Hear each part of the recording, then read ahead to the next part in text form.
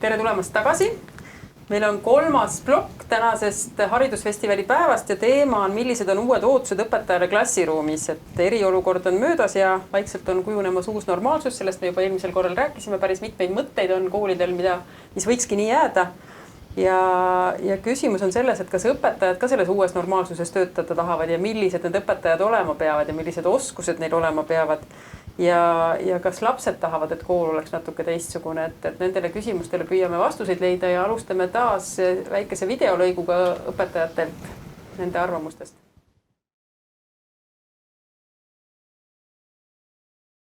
Rõõm oli sellest, et me saime distantsõppega hästi hakkama. Meie lapsed lõpetasid kooliaasta hästi. Väga hästi, sest meil oli võrreldes eelnevate aastatega tunduvalt vähem pikendatud õppetööl olijaid. Teeb see, et nii õpetajad kui ka lapsed ja pered said sellega hakkama enam-vähem. Selle distantsõppe lõpus ühesõnaga õpetajad olid siiski ise enese tööga rahul. Rõõmustada kohe alguses ei osanud keegi, sest see oli ootamatult selline eriolukord ja ma ei saa öelda, et õpetajad, kool, õpilased ja lapsevanemad oleksid selleks valmis. Selle uue olukorraga harjumine oli üks kõige keerukamini, ma olen ka meie tööst lähtuvalt, et väga palju oli nii vestluseid lapsevanemate kui lastega, just nimelt, et toetada, motiveerida, aidata neid tööle. Distantsõppe alguses võib-olla esimesed 2-3 nädalat töötasid õpetajad ülisuure koormusega. Mitte kõik õpilased saaksid kohe hakkama tehnikaga. Mõnedel peredel lihtsalt puudusid need tehnilised vahendid.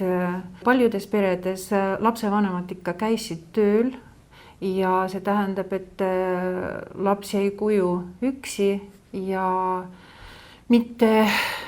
ei saanud hakkama mitte ainult tehnikaga, vaid näiteks ta ei saanud ärgata lihtsalt õigel ajal ja see oli juba probleem. Leiti miljon vabandust, miks ei saa teha kodus distantsõpet, mis on probleem, kes kõik ei saa aidata ja kuidas ei saa toime tulla. Nii et see oli üks väga-väga keeruline õppetund koolile. Mureks oli see, et esimestel nädalatel aineõpetajad ei saanud ennast vaos hoida ja lapsed olid ülekoormatud ülesannetega. Tasapisi see läks normi piiridele, aga algul oli keeruline nii õpetajatele kui ka muidugi lastele ja lapsevanematele.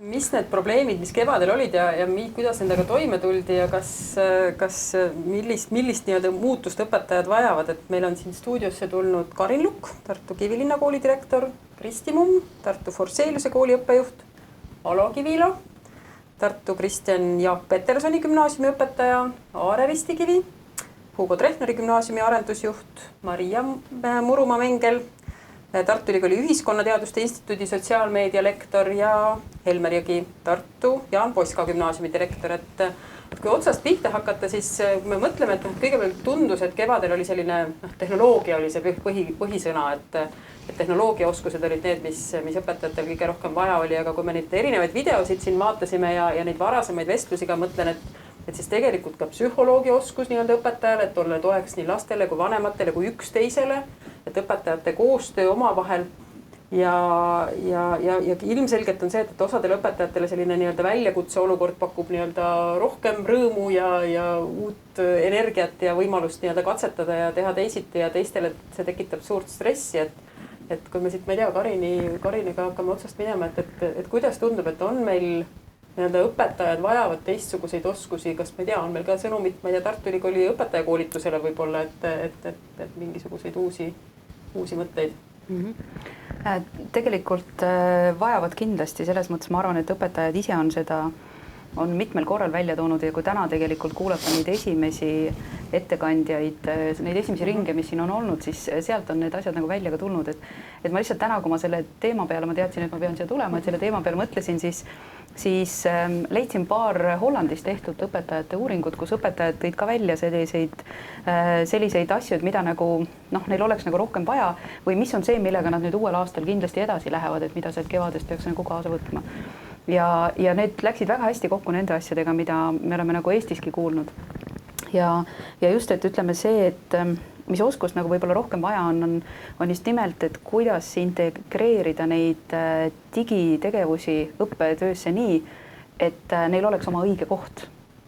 Ehk siis kevadel juhtus ju see, et ei oldud valmis, et siin eelmised kõnelejad rääkisid sellest, et videotundi ei olnud varem nagu tehtud ja ütleme niimoodi, et varem tundus, et õpetaja on digipädev, kui ta oskab PowerPointi kasutada või seda smartboardi või nutitahvlit, eks.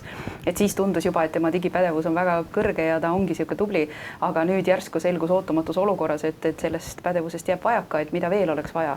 Ja ma kirjutasin endale tegelikult siit välja selle, et mis nagu sellest uuringust tuli välja, et mis on see, mis nagu võib-olla selles uues koolitunnis võiks nendest digiasjadest kindlasti olemas olla ja õpetajad tõid välja, et mis nagu kevadest jäi meelde, et just see, et kui õpilastele antakse mingisuguseid ülesandeid, siis seda ei pea tingimata enam andma nii-öelda vahetuskontaktis, vaid seda ülesannet võib leida kuskilt mujalt ka. Ehk siis see ülesannete andmine võiks olla tagasiside andmine. Täna siin ka minu arust vist eelmises plokis see oli videotes, tõid õpetajad välja, et see oli üks töömahukamaid asju üldse, et anda seda tagasisidet kõigile individuaalselt ja et vot see võiks olla kindlasti üks moment, mida saaks nagu arvutipõhiselt ära teha, et vähendada seda õpetajate töökoormust. Et see võiks seal olla kõik need online testid, siis ka aktiivõpped just nendes erinevates keskkondades, et see kindlasti oleks oskus, mis õpetajatel võiks olla olemas ja koostöine õppimine. Et sedasama koostööoskuse puudumist on täna ka välja toodud, et õpilased ei osanud omavahel teha selliselt ühiselt, nad suhtlevad ju küll oma nendes keskkondades, aga kas nad oskavad selles ka tingimata alati koostööd teha ja kas need asjad on seal olemas, et vot need elemendid toodi välja, et need võiks kindlasti olla tulevases õpetajakoolituses sees ja ka praegused õpetajad võiksid tunda ennast seda nagu nendes paremini, sest ega me ei mõtle ju alati selles, et meil kõik kool hakkabki minema ainult digitaalseks, vaid just nimelt, kuidas integreerida neid digielemente sellesse õppetöösse. Õiges kohas, õigel ajal. Just. Kristi, on vaja teistsugust õpetajat? Teistsugust õpetajat ei ole vaja. Väga sobivad need õpetajad, kes meil on. Aga meie saime aru, et tuleks võib-olla rohkem tähelepanu pöörata sellele, mis on õppimine ja kuidas õppida. Ja just see õpioskuste teema ja kuidas seda ennastjuhtivat õppijat tegelikult toetada, et me räägime sellest hästi palju, aga et tuleb tegudeni jõuda ja meil tuleb endal õpetajatena aru saada, et kes on see ennastjuhtiv õppija ja mis on siis see viis tema toetamiseks, et vot see on see, millega meie oma koolis oleme süvitsi püüdnud minna, et me ei räägiks ainult sellest, vaid me koos võtaks üht-teist ette ja me oleme siin proovinud nüüd kaardistada ka õpetajate enda arusaama sellest ennastjuhtivast õppijast ja kuidas õpetajad üldse saavad aru, millised on efektiivsed õpistrateegiad ja et me räägiks õpilastega rohkem õppimisest. Et võt minu meelest sellele pööras küll distantsõppe tugevat tähelepanu. See on päris selge, eks ole, et kui sa oled klassiruumis kõigiga koos ja teete kõik ühiselt seda nii-öelda kollektiivselt mingisugust tundi läbi viiakse, et siis see ennastjuhtiva õppija vajadus on seal oluliselt väiksem. Et selles mõttes, et see kevadine kogemus selle tekitas, et kui nüüd nagu lapsed on koolis tagasi, siis tekib ka see küsimus, et kuidas te loote neid olukordi, et seda enesejuhtimist üldse vaja on.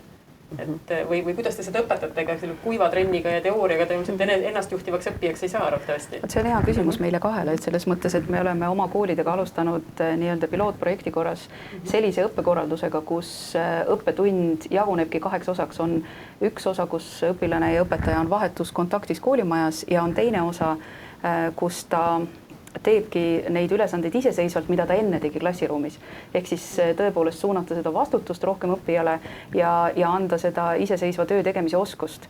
Aga see muidugi tähendab täpselt nii, nagu Kristi ka välja tõi, et see tahab teadlikku õpetamist, sest see kevad näitas väga ilusasti ära, et ei ole seda oskust kindlasti mitte kõigil olemas. Et teatud määral ka selline tavapärane õppe teistmoodi korraldatuna aitab suurendada seda õppija vastutust. me eelmine aasta olime kooliga Tulevikukooli programmis, mis on Tallinna Ülikooli poolt loodud ja selle raames me lõime mitmeid nii-öelda toetavaid materjale oma klassiruumidesse, mida õpetajad saavad kasutada, et ennastjuhtivat õppijat toetada.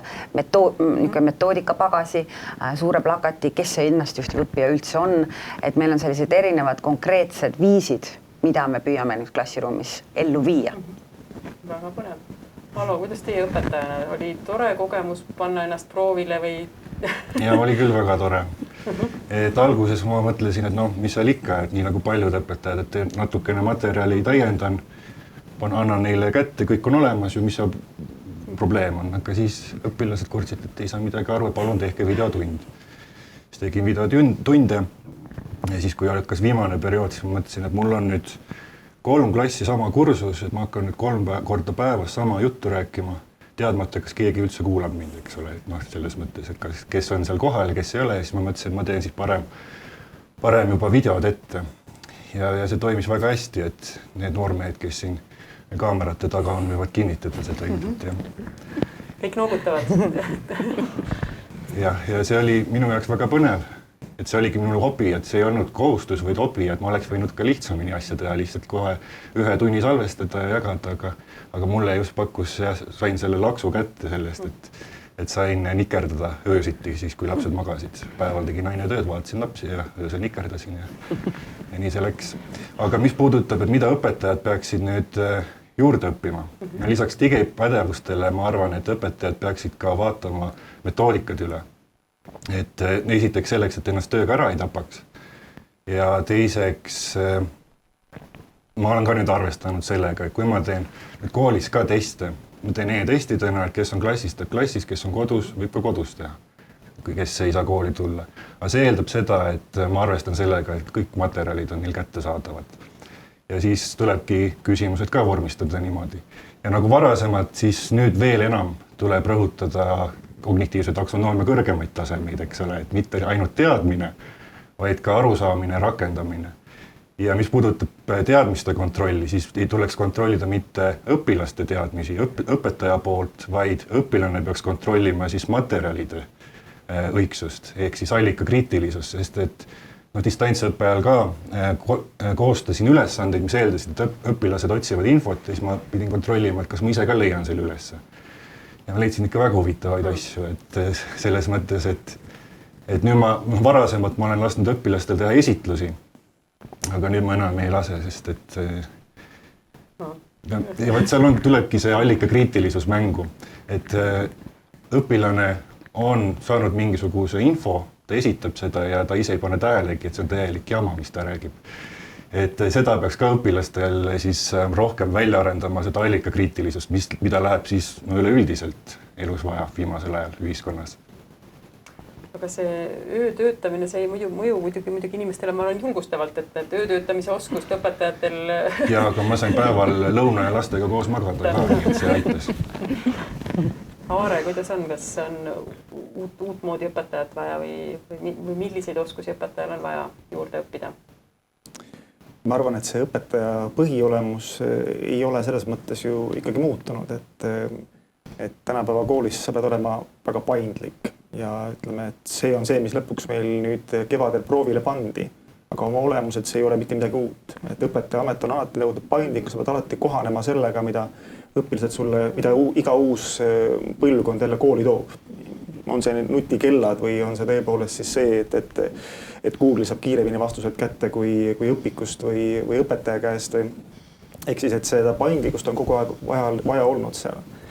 Nüüd, kui ma siin kuulasin oma pinginaabri juttu, et siis ma püüdsin mõelda, et kui paljud kohta oma kolleegidest julgeksin öelda, et nad õnnelikud olid selle üle, mis toimus, et ma arvan, et enamus mitte, et enamus olid kokkuvõttes, võisid öelda, et jah, me saime hakkama sellega, aga kui anda nagu valida neile, et kas me teeme seda tavatööd klassitunnis või me lähmegi koduõppele, siis enamus, ma arvan, ütleb, et ei, et me eelistame ikkagi seda oma tavatööd teha seal klassiruumis, et mis siis peab varakult ärkama, et ei saa jah, hommikul magada kauem, aga et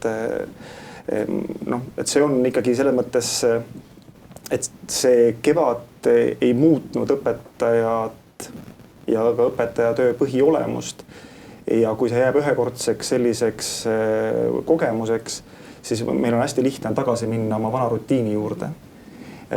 Noh, midagi ikkagi külge jäi sealt lõpuks ometigi, et kui ma ka enda tegevuste peale mõtlen ka õpetajana, et siis tõepoolest, et ma rohkem kasutan ära õpilasi, et õpilased ise annaksid tagasisidet enda kaasõpilastele, et tõesti, et mina ei pea alati tegema seda. Ma võib-olla tõesti, et kasutan nüüd rohkem mõnda tehnilist vidinat, mida ma varem ei tundnud nii hästi, vaatamata sellele tõesti, et see digipööre meil ju just nagu toimus juba aastaid tagasi. Aga oma põhiolemuselt ma arvan, et ma eelistan igatahes klassiruumis töö tegemist, pigem sellisel klassikalisel moel. Aga ma olen võib-olla rohkem valmis selleks, et kui on vaja paindlikult tegutseda, et ma saan sellega hakkama. Ja see paindlikkus on asi, mis nagu ma ütlesin, et tõesti, see on oma olemuselt õpetaja ametis alati vajalik ja ma tahaks tõesti loota, et see on üks asi, mida tõesti ka õpetaja koolituses rõhutatakse.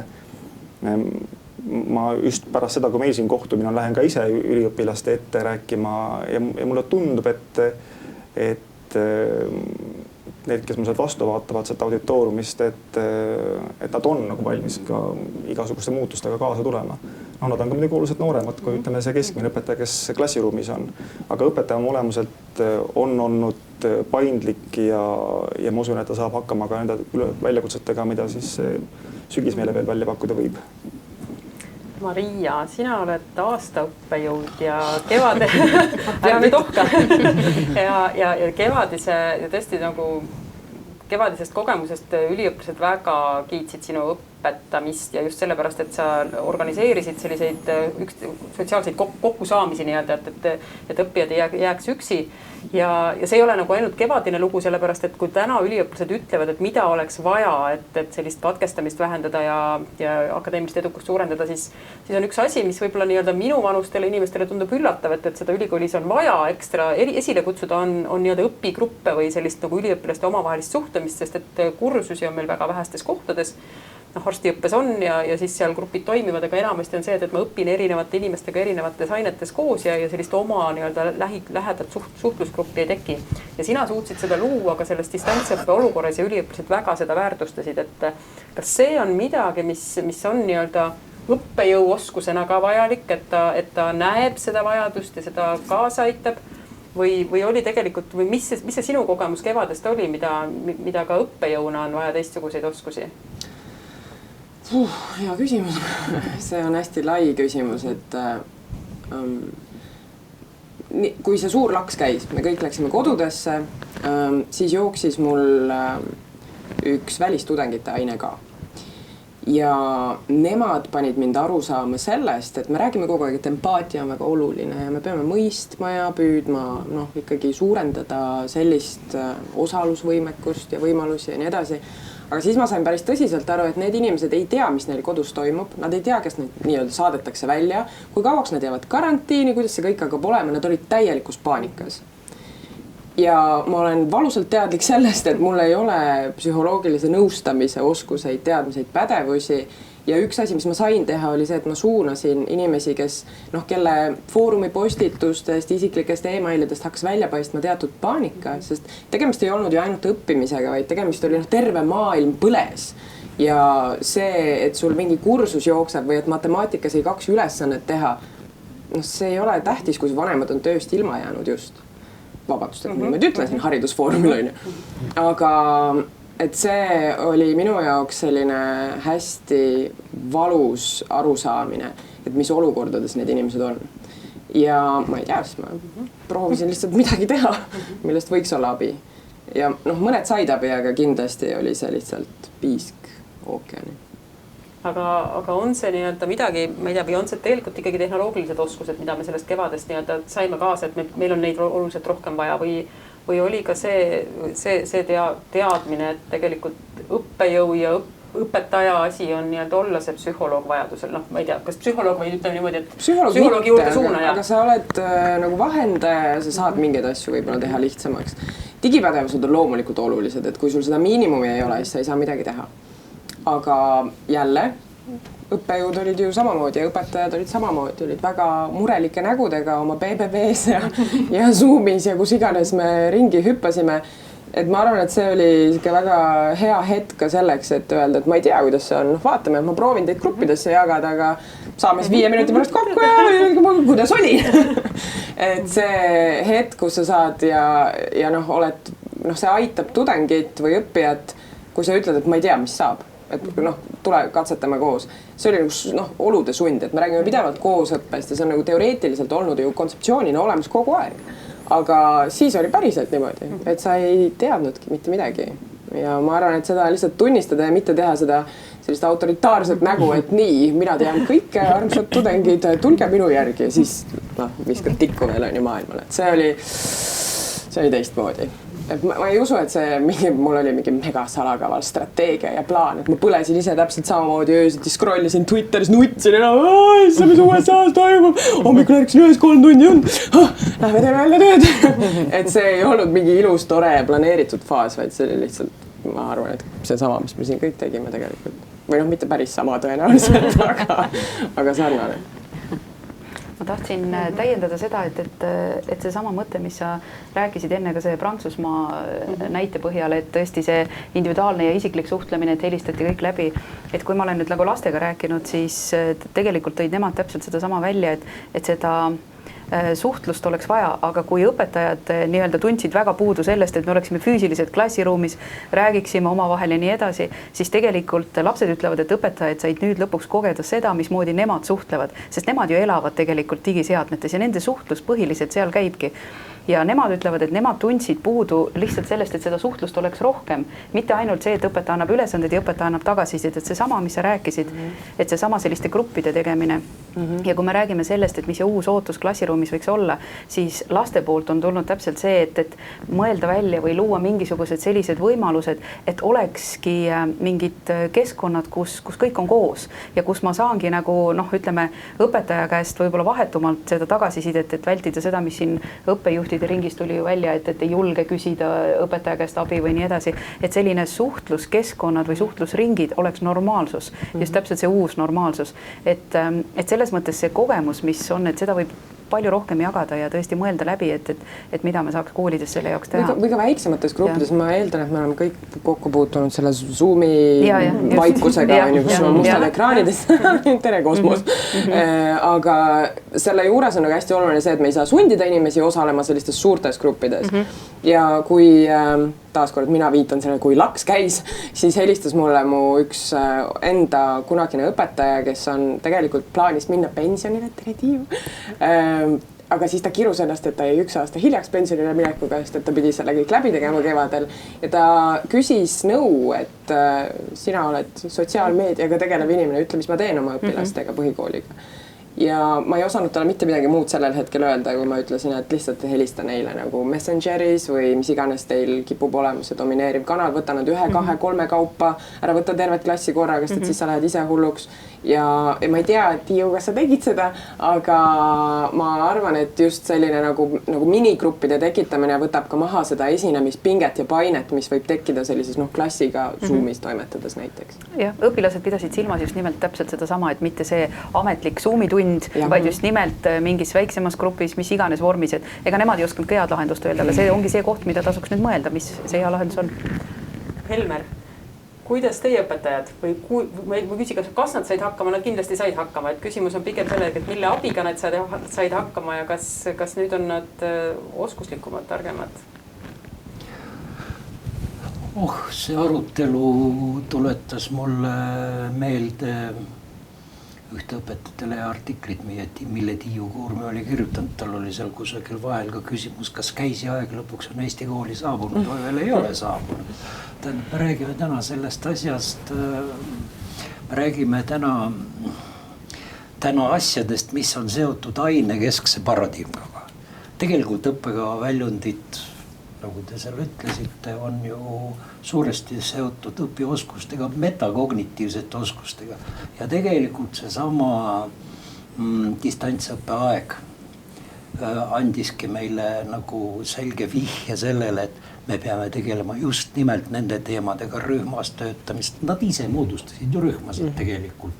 Rühmas töötamise oskused, needsamad meeskonnatöö oskused, oma aja jaotamise oskus ja nii edasi. No jah, kippus mott ära kaduma mõnikord, eks ole, oli vaja nagu helistada, toetada, rääkida, eks ole. Aga kui ma räägin meie kooli õpetajatest, toonitan, et meil on puhas gümnaasium, siis 10 aastat tagasi, kui sai nagu kool käivitatud, üks esimestest kooli motodest, nii-öelda leitmotiividest oli see, et digigümnaasium ei tunne piire. Sel ajal olid juba maailmas gümnaasiumid, kus õpilased olid, pooled õpilased olid vähemasti digiõppel, kõik need 3 aastat või 4 aastat. Et midagi uut ei ole siin, aga muidugi ta oli ootamatu, et pidime korraga lakse kõik minema, eks ole. Ja siis püüti nagu seda õpet teha, nagu ta tavapäraselt ikka toimub, eks ole. No ei saa anda, eks ole, hommikul ülesanded ja õhtul vastuseid nõuda ja veel tagasisidet anda. Pärast me tegime tagasisidet lastega ja õpetajatega ja lastega, noortega, vabandust, ja vanematega ja tegelikult jooksis päris kenasti välja, et neile selline iseseisva õppimise vorm täiesti meeldib, istub ja sobib. Ja nüüd me tegime siis 2 nädalat tagasi või lõppes, oli meil nädal iseseisva töö nädal. Noh, siis minu käest tuldi salaja küsima, oi, mis teil selle koroonaga nüüd jama on, eks ole, kas jälle olete distantsõppel? Ei ole, me leidsime, et see vorm on kõige parem tegelikult noortes inimestes just arendada neid vajalikke oskusi, mida õppekava meilt tahab. Ma ei pea silmas aastaarvude meeldejätmist, valemite ja komade meeldejätmist. Ma pean silmas seda, mille kohta vist on Einstein öelnud, et haridus on see, kui kõik koolis õpitud meelest ära, et see, mis jääb. Ja võt see on see oluline kestev osa hariduse jaoks. Kas õpetajad ka või on see väga teadlik tegevus, et õpetajad ka saavad aru, et see ja ütleme niimoodi teadvustavad seda, et see, mida need lapsed nüüd sinna koju õppima lähevad, ei ole võib-olla aastaarvud ja järgmine valem, vaid ongi see enesejuhtimise oskus ja õpioskus ja ma ei tea, virtuaalsetes meeskondades töötamise oskus. Jah, selleks ma koolidirektor olengi, et tekitada vormid ja tingimused, eks ole. Terve koolivaheaeg me oleme siis arutanud nende mentorite ülesandeid koolis. Noh, klassi peal on vähemasti 2 mentorid, eks ole, kes nagu siis vestlevad õpilastega ja püüavad nagu aru saada koos õpilastega. Näiteks, kuidas ta selle vastuseni jõudis, kas õige või valeni, ei ole oluline, eks ole. Ja kuidas üldse õppimine läheb ja mis asi see õppimine on, see oli väga hea küsimus, et mis on õppimine. Nii et me oleme ka korralduslikult niimoodi kuidagi püüdnud siis toetada seda. Ja muidugi, kui sa tahad meeskonnatööd loodad saada, siis sa pead ka pakkuma siukesi jõukohaseid projekte, eks ole. Ka aine tuleb läbi või ained tuleb läbi kammida, mis on olulised, kus on võimalik leida lõiming. See on suur ja mahukas töö tegelikult. Päris nõudlik õpetajale. Päris nõudlik ja selles mõttes noh, nagu ikka on häid ja halbu õpetajaid või noh, on häid ja niisugusi keskmiseid õpetajaid. Elus on ikka kolmandik, ärge nüüd silmi keerutage, eks ole, kolmandik on ikka elus, eks ole. Aga olgem siis tänapäevased ja kõik on jäetud ja õpetaja õlgadele tegelikult. Kas või need samad digioskused, digipädevused, hea küll, riik on toetunud meil nende digividinatega, eks ole, ja nende ostmisega, aga tegelikult kas või see sama digipädevuste asi, see on ikkagi õpetaja enda õppida ja tore, kui sul on kollektiiv, kes toetab, eks ole, kui üks kolleeg õpetab teist ja selles mõttes täna on noorte õpetajate ees kõik väravad lahti. Minu põlvkond on nagu see turist selles digimaailmas, aga nemad, kes kasutas seda välja, et nemad on päris maalased selles maailmas, nii et ega ei ole. On ikka niimoodi, Kusjuures selle termini üle käib kõva vaidlus. Vaielge, aga vaatame nüüd korra neid päris maalasi. Aga ma tahan lihtsalt öelda, et nendel on see nii omane. Ta tuleb iseenesest laksti. Meil ta tuleb suhteliselt raskelt ikkagi. ja see nõuab palju vaeva, nii et müts maha Eesti õpetaja ees. Et ta on ikka hirmsat tööd ja vaeva näinud. Ütleme siis selle termini kohta uus normaalsus, mis minule üldse ei istu. Mis normaalsus see uus saab olla, eks ole. Nii et pigem ebanormaalsus, vabandust. Aga vaatame lapsi.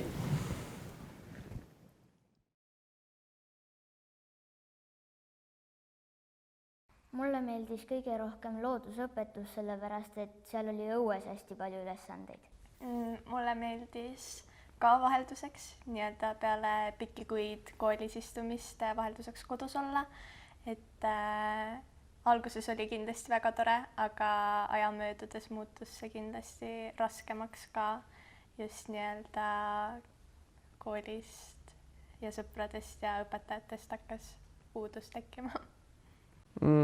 Füüsika oli üsnagi tore, sest et need ülesanded, mis meile anti, mulle kuidagi istusid paremini. Et näiteks üks arvestus oli selline, et tuli ise kontrolltöö koostada. Kunst oli see, mis mulle meeldis. Ülesanded olid põnevad ja mingid, need ei olnud nii lihtsad, kui tavaliselt kunstis antakse. Sa pidid natuke nuputama. Ja see, kui anti natuke vabadust ja et sa said ise otsustada mingite asjade korral. Mulle meeldis kehaline ja kunst, sest kehalises me käisime rohkem õues. Minule meeldis kõige rohkem inglise keele kursuse ülesehitus, kus olid töölehed Vaiseri keskkonnas ja igaks tunniks olid oma ülesanded. Mulle meeldis kõige rohkem eesti keel ja kirjandus, sellepärast et hästi palju oli ülesandeid, kus sai loovalt läheneda, et oli ka joonistamist, et mida võib-olla nii-öelda koolis tundides ei oleks teinud, see hoidis siis nii-öelda kodus siin motiveerituna rohkem. Mulle meeldis kõige rohkem loodusõpetus, sellepärast et seal oli õues hästi palju ülesandeid. Minule meeldis see, et ma ei pidanud olema linnas, vaid ma sain olla oma maakodus, kus oli väga ilus loodus ja palju rohkem ruumi. Mulle meeldis eesti keel ja tööõpetus, kuna eesti keeles anti palju lugeda ja siis sai selliseid lõbusaid ülesandeid teha. Loovus, individuaalsed võimalused, õues õppimine, suuremad väljakutsed olid need, mis lastele põnevust pakkusid, et mul on küll teooria, et sinna sattusid need, kes nagu hästi toime tulid selle kodusõppega, et me teame ju muidugi, et loomulikult oli ka neid ikkagi, kelle jaoks ei läinud nii ludina kõik see asi. Ja küsiti ka muidugi ka selle kohta, et mis meeldis, mitte selle kohta, mis ei meeldinud. Me ilmaasjata ei tulnud seda iseseisva õppenädalat sisse. Me leidsimegi, et see on just nende metakognitiivsete oskuste õpetamise ja arendamise jaoks kõige parem vorm. Mina arvan, et seda saab teha ka koolis käies, et selleks ei pea lapsi koju saatma, et nad omandaksid need oskused. Võib-olla saab, aga mina ei taha suga hästi nõus olla, sest me saame kõik koos õppida, aga oma õppimise eest vastutab igaüks iseseisvalt. Ise vastutab, eks ole. Ja see ise vastutamine sealt hakkab tulema. See koolis on ikka ta siukene, juhendatud, suunatud. Sa saad sealt ennast lõdvaks vaadata, mis see õpetaja seal räägib, mis teised teevad, aga kodus sa pead ära tegema. See on möödapääsmatu.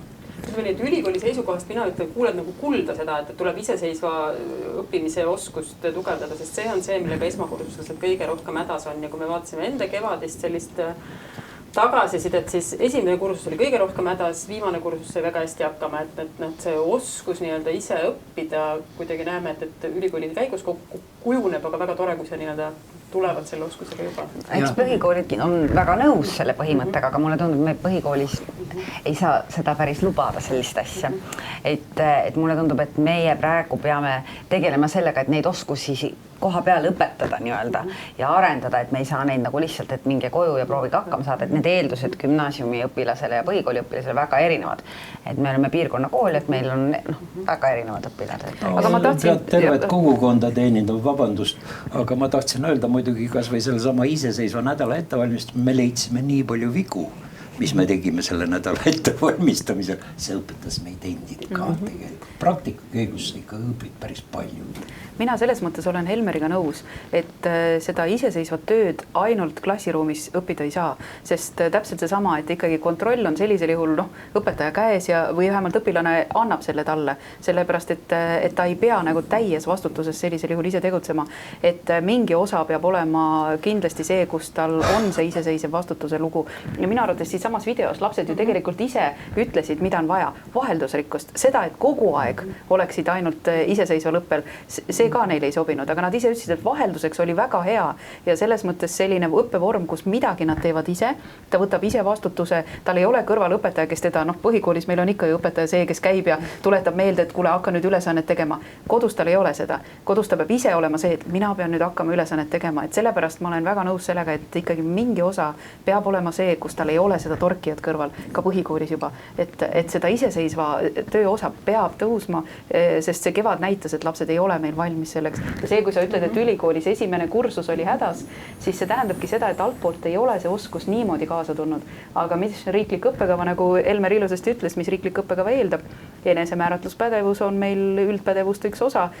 Ja see on miski, millega me tegelikult võib-olla teadlikult ju igapäevaselt ei tegutse. Jah, me räägime õpetajatele, et vot ikka arendage seda oskust ja teist oskust. See, et teie nüüd tulevikukooli raames tegite, see minu arvates esimene selline teadlik lugu, kus õpetajad tõesti koos töötavad töölehti välja ja nad nagu viivad selle oma õppeprotsessi sisse. Aga palju asju, nagu Helmer ilusasti ütles, saab ära teha õppekorralduslike muudatustega. Sa just oled sunnitud seda asja tegema. Et üks asi on, kui me sellest räägime ja teine asi, kui me lõpuks hakkame tegema. Et ma kindlasti ootame ka Forseliuselt neid häid näiteid järgmise aasta haridusfestivalil, et kuidas seda õpioskusi siis ennastjuhtivat õpilast kujundada. Mina nii palju vaidlen ikkagi vastu, et mina leian, et siin ei pea oleks olema selline vastandumine, et ka praeguses ka tavaõppes on võimalik ikkagi teha sedasama, arendada sedasama õpilaste enda juhtimise oskust kas või näiteks, et mina võin öelda ühiskonnaõpetuses meil toimub projektitöö, nad saavad perioodi alguses kätte oma ülesande ja nad peavad arvestusel, nad peavad kaitsma oma projekti ja see, kuidas nad vahepeal jagavad oma tööülesandeid sinna, et see on nende enda otsustada, nende enda, ütleme selline tegemis, siin ei ole seda vastandumist. Et ei pea sellepärast õpilased koju saatma, et neil tekiks see, ma ei tea, õppimisoskused. Aga kui ma koju saadan, siis sa kohe ütled, aga klassis saab ka teha. Tähendab, paralleelselt saavad ju erinevad vormid eksisteerida ja tegelikult ärme hoia ühest pestalotsi aegsest, kus kurat, vabandust, õpilased vaivad üksteisele kuklasse ühes klassiruumis, eks ole, õpetaja tahvli ja krihvliga nende ees, eks ole, ärme hoia ühest mudelist kinni, uued mudelid hakkavad tulema. Sinu õpilased käivad ju minu juures, ma tean neid projekte, mida sa teed.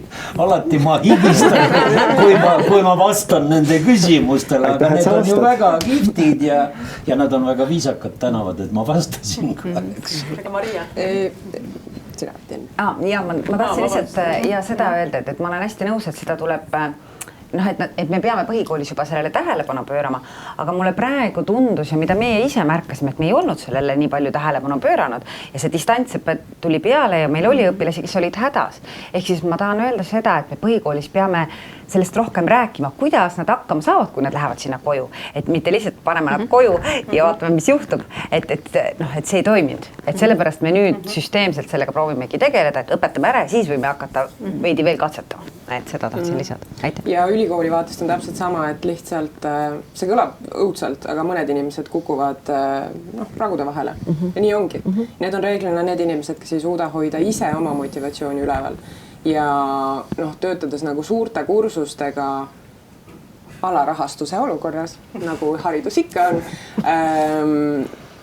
on see õpetajale ebarealistlik ootus, et ta veab kõik välja.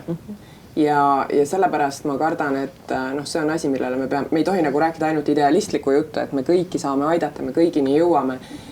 Paraku need võidavad, kellel on kas siis nagu loomu poolest või kodust kaasa tulnud, eelnevate kogemuste põhjal. Toetus peab olema, jah. Jah, tugevam toetus. Ja teine asi, mille osas ma olen nõus sellega, et natuke nagu päris digisse ise oma ette ja ainult ekraani vahendusele, see on natuke teistmoodi, kui näiteks olla kuskil koolimajas mingis tuttavas füüsilises ruumis. Sest et ma eeldan, et need, kes praegu käivad koolis nad tõenäoliselt kasvavad täiskasvanuks ja elavad oma täiskasvanu elu väga teistsuguses maailmas, kus ei reisita nii palju, maailmas, kus ei ole enam sellist tiimitööd, et saame konverentsil Londonis kokku, lennuhäbi ja kõik muu on ju, mis sinna juurde käib. Et me peame olema valmis selleks, et need inimesed saaksid hakkama igasuguste grupitööde ja ma ei tea, konverentside oma mõtete veenva esitamise kõigega just nimelt kodust oma raamaturiiuli taustal seal kõneledes, ma ei tea, heal juhul on püksid ka jalas. ma võtaks korra vahele ühe nii-öelda kuu vaataja küsimuse, et mida meilt on mitu korda küsitud, ja mis tegelikult siia teemana juba tuli, eks ole, et mis sa Maria ütlesid, et mõned õpilased kukuvad pragude vahele, et mingis mõttes me ülikoolis saame seda luksust endale lubada, et mõned inimesed katkestavad ja kukuvad välja. Põhikoolis tegelikult seda luksust ei ole, et ei ole seda võimalust, et kukuvad välja, et kas on kellelgi sellest kevadisest kogemusest siia tuua, et kui on hariduslike erivajadustega õpilased, et meil tegelikult oli varasemates ringides natuke juttu ka see, et sotsiaalpedagoogid ja psühholoogid tegid sellist individuaalset tööd, aga kas siin ringis ka nii-öelda sellele küsimusele otse vastust? Meil jaa, ma võin alustada. Et meie esiteks tegime seda, et meil oli iga nädal õpetajatega koosolek kooliastmeti ja me käisime kõik klassid ja murekohad, nii-öelda mureõpilased läbi. Et me saime iga kord kaardistada, ma ütleks, mul oli parim ülevaade sel ajal õpilaste edasi minekust üldse, sest me muidu nii tihti iga nädal niimoodi detailselt asja ei vaata. Ja nüüd meil oli igal koosolekul tugimeeskond, meil on päris suur tugimeeskond koolis ja nemad kohe, kui oli mõni murekoht suurem, et pöördusid õpilase poole, tegid Zoomi tunde, meil on õpilasi, kes on ka üks-ühele või väikerühmades ja nendega me jätkasimegi seda, et neil olidki Zoomi tunnid siis kas üks-ühele või väikerühmas või kuidas siis korraldatud. Et see hakkas küll kenasti tööle ja selles osas mulle hästi meeldiski, kuidas meie eripedagoogid, nad kohe pöördusid, mulle tundub, et äkki sellel õpilasel on natuke tead, ma proovin, ma võtan ühendust, ma helistan vanemale, et nad olid aktiivsed, nad ise olid valmis panustama hästi palju, et see töötas küll. Mina võiks rääkida, ütleme seda lugu, et meil samamoodi, meil oli teine süsteem, meil oli see, et need tugispetsialistid jagasidki need probleemsed lapsed omavahel ära ja hakkasid neile nii-öelda selleks tugiisikuks, kes siis koos aitas tal teatud asju ära teha, nii-öelda oli selleks kõrval selleks inimeseks, kes seda ennast mitte juhtivat õpilast toetas, eks ju. Et läks nagu juhiks sinna juurde ja sealt samast tuli tegelikult see sama Tartus see süsteem, kus lasteaiaõpetajad pakkusid ju välja ennast, et olla ka nii-öelda nendeks tugiisikuteks nendele õpilastele. Aga ma peaks ütlema, et miks see süsteem ei olnud hea, sest meie enda tugispetsialistid põlesid läbi. Sest see suur pinge, et nagu vedada neid, oma lapsed ju ka veel, eks ole, vaja juhendada kodus, siis muud tööasjad, et seda kõike sai ühel hetkel palju ja siis olime meie nagu selle ees, et kuidas me nüüd neid toetame. Järelikult see ei ole jätkusuutlik süsteem, midagi peab toimuma teistmoodi ja see on see koht, kust me peame õppima. Aga mis on nagu võib-olla see koht, mida, kui me räägime nagu sellel teemal, mis meil on, et see uus asi, mis me klassiruumis teeme, et HEV-lastest just introvertsed lapsed, neile see süsteem sobis rohkem. Millegi pärast on see niimoodi tulnud välja ja mitte ainult meie kooli puhul, vaid tõesti, ma olen laiemalt ka kuulnud, et introvertidele sobis see süsteem paremini, mis tähendab, et me peaks hakkama muutma ja niimoodi paremini, et nende õpitulemused paranesid võrreldes sellega, mida klassiruumis tehti. Et me peame ka uues klassiruumis võib-olla mõtlema rohkem ikkagi, et mida me peaks tegema teisiti, et introverdil oleks seal ka hea. Et ei oleks nii, et introvert hakkab ootama, millal nüüd distantsõppe tuleb, eks ju. Et see ei ole ka tegelikult ju õige. Et võt need HEV-lapsed on kindlasti see teema, kus tuleb õppida eksimustest ja kus tuleb, ütleme, seda head kogemust jagada, et see süsteem töös. See on täitsa huvitav. Mul on enda isiklik kogemus oma loogikakursusega. Siin viimaste aastate jooksul 2 sellist õpilast on olnud, kes ongi digis ära teinud puhtal kogu kursuse ja nad ütlesid, et see neile sobis ja tegid briljantselt. Ütleme, põhikoolis on seda kogemust meil vähe, et see on nagu see koht, kus me tõesti peaksime sellest võib-olla ka julgemalt rohkem rääkima, sest meie ei saa pragude vahele mitte kedagi lasta. Me peame kõik välja kandma, meil peab pragude all kindlasti olema sõel ja selle sõela all veel kandik. Ja metafooritöö. Et selles mõttes, see ongi see, mida meie peame enda jaoks mõtlema läbi, mis on need kihid, mis lõpuks ikkagi selle lapse ära kannavad. Jah, aga siin on ilmselt ka üks korraks see teema vilksatas, aga õige koht ka öelda. Täna tõuseb päevakordas õpetaja palgateema, eks ole. See on Köki-möki. Tegelikult õpetaja koormus on teema. Ise ütlesid, et näost tallid läbi põlenud, seda oleks vaja ka õpetajatele õpetada, et ta ei ime nagu käst kõike endasse sisse, ta põlebki läbi. Ei tee öösel tööd. Te olete siin veel väga rõõmsad, et vaatame, et meil on siin üks video veel vaadata, mis küsib õpetajate käest, et milline on kool 5 aasta pärast ja kas nad tahavad selles koolis töötada.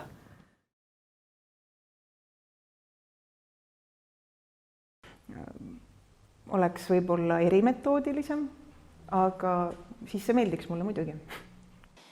Ma arvan, et kool, nii lai mõiste kui see on piisavalt palju inimesi täis, et see grupp on nii heterogeenne, et nende inimeste harjumused nii kiirelt ei muutu.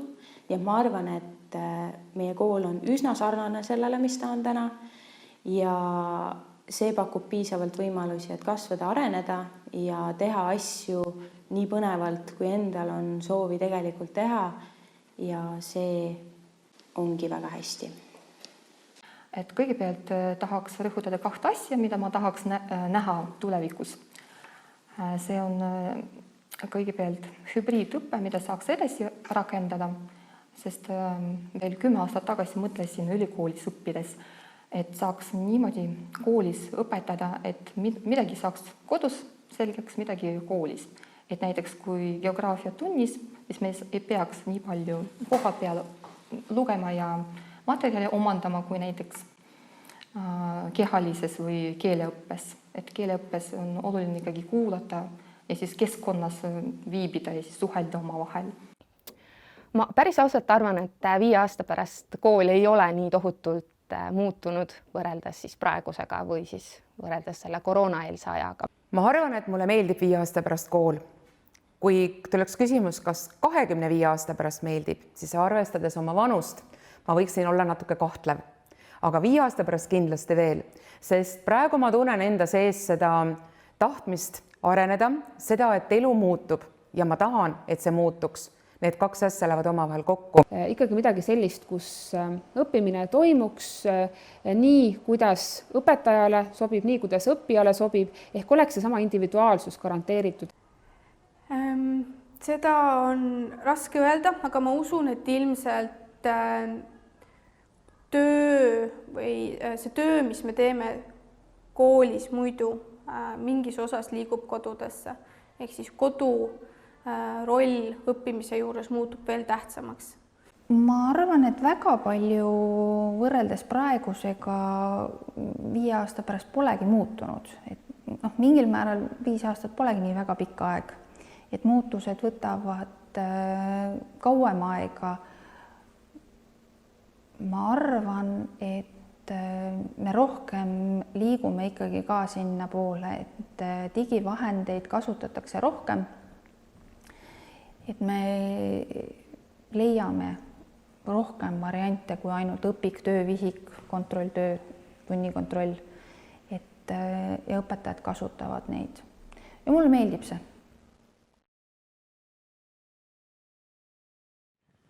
Aga paistab, et õpetajad nagu vaatavad optimistlikult selle järgmisele 5 aastal, ja ma arvan, et see on päris õige vaade, et öeldakse ikkagi, et me kipume ülehindama selliseid lühiajalisi muutusi ja alahindama pikaajalisi muutusi, et võib-olla see 5 aasta pärast see kool nii teistsugune ei ole, kuigi minul on täna tekkinud ikkagi täiesti ahaa-elamus, et väga mitmeid muutusi on koolid juba teinud selle kevadise kogemuse baasil ja praegu on veendumus, et need ka jäävad ja me siin täna ka, eks ole, praegu arutasime või nüüd selles sessioonis ka, et ikkagi, ma ütleksin, et ikkagi väga äge, et võiks ju küsida, et millist kriisi meil veel vaja on, et milliseid muutusi meil veel vaja on.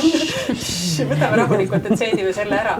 Aga mul jäi tegelikult enne küsimata ja ma mõtlesin, et ma vaatan siin korra kõigepealt Alole ja Aarele otsa, aga kui kellelgi teine tahab ka lisada, et see küsimus on see, et mida lapsed varem välja tõid, olid et neile meeldis, et erinevad ained kombineeriti, et inglise keele tunnis sai joonistada ja ma tean, et mu oma laps oli väga rõõmus selle üle, et sporti tehes sai ka kunsti teha, et nad pidid mingisuguseid tänaval neid mustreid joonistama maha selle mingisuguse programmiga nii-öelda ise kõndima mustreid maha.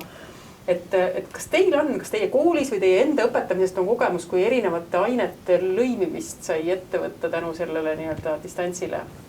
No kas nüüd ainete lõimimist, aga see sama asi, et sellised üldpädevuste arendamist, ja ma ütlen alati, et kuna ma olen keemiaõpetaja, siis minu eesmärk ei ole keemia, vaid keemia on vahend. Kontekst on lihtsalt selline, kuna on selline aine.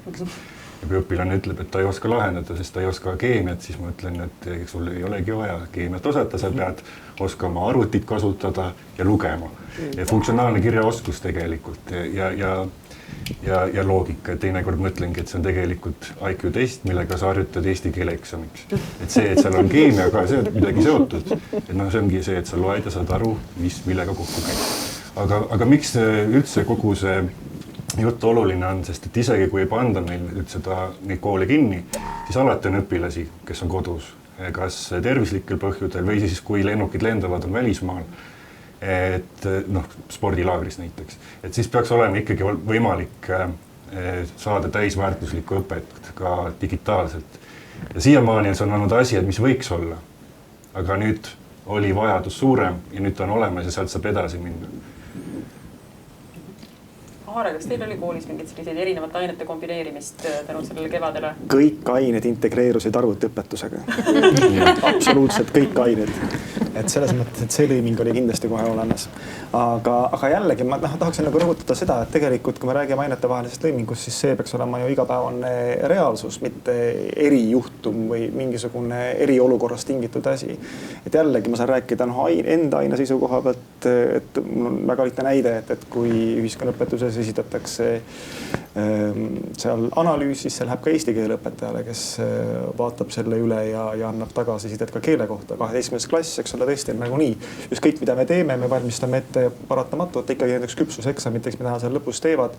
Ja tõepoolest funktsionaalse lugemise oskus, kriitilise mõtlemise oskus, allika-analüüs on asjad, mida on tarvis tegelikult kõikides ainetes.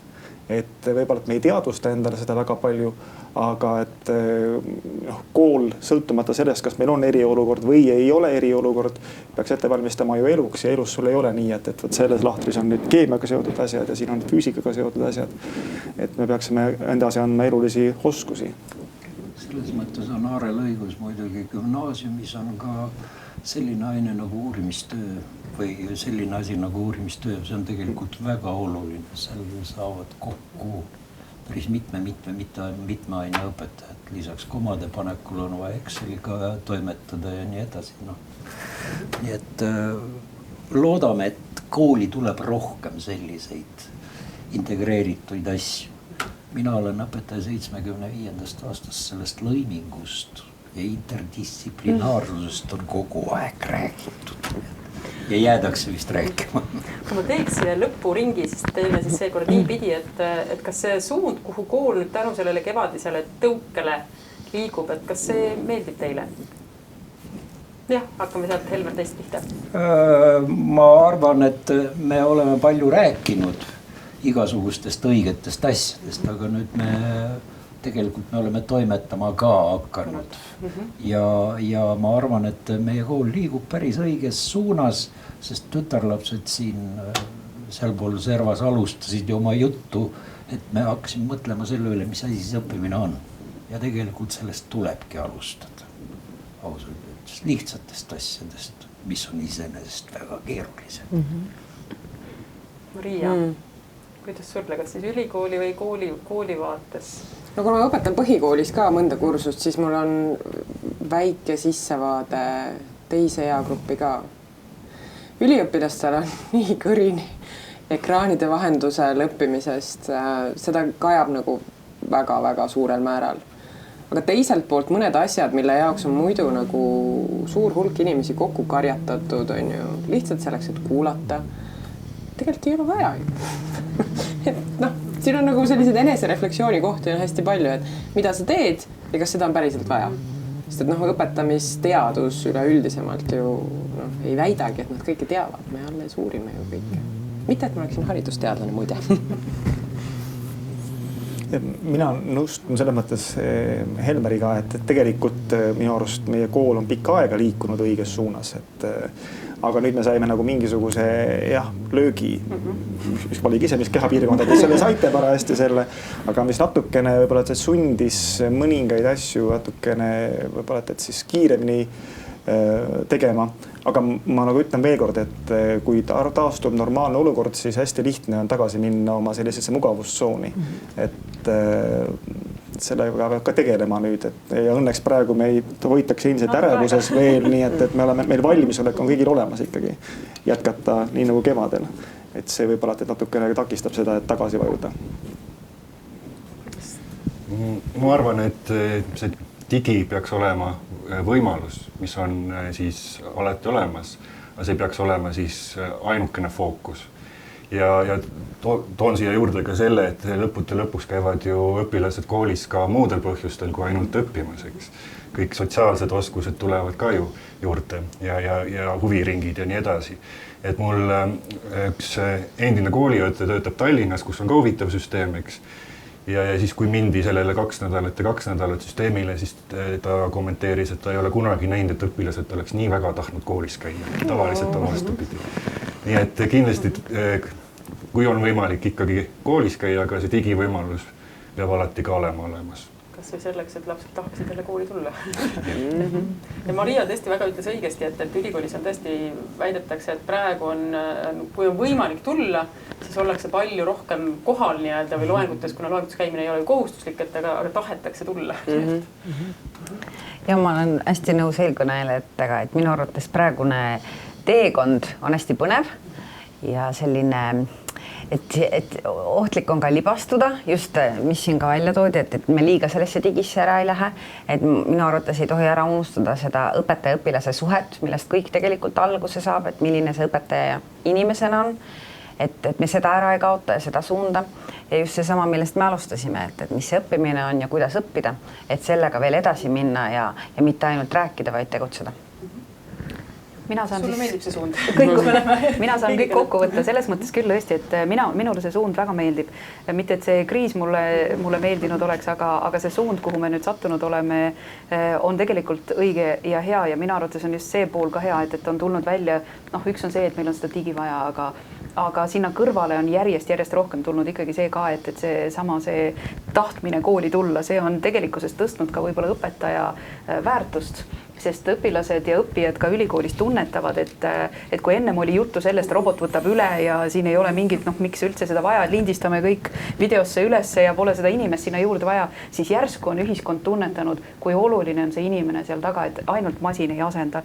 Ja siis me jõuamegi tagasi tõesti sinna, et mis see õppimine on ja mis selles õppimises on tähtsad. Mitte need valemid, mitte aastaarvud, mitte numbrid, vaid just täpselt see, et kuidas me oskame seda õppimist, uusi asju omandada, kuidas me üldse oskame ennast juhtida ja kuidas me üldse oskame oma emotsioonidega toime tulla ja kõik see valmisolek ootamatusteks. See on see, mida me võib-olla praegu siis see õppeaasta, kuidas see oli, et meil hoitakse seda närvipinget üleval, et me mugavustsooni ei langeks, et see on ka iseenesest hea asi, et selles mõttes mulle meeldib see suund küll. Aga kui tohib, siis Peeter Kreitsberg ütles kunagi väga kenasti, hariduspendel käib ikka ühest äärmusest teise.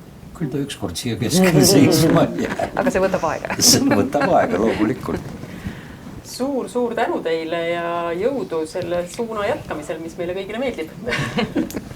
Aitäh!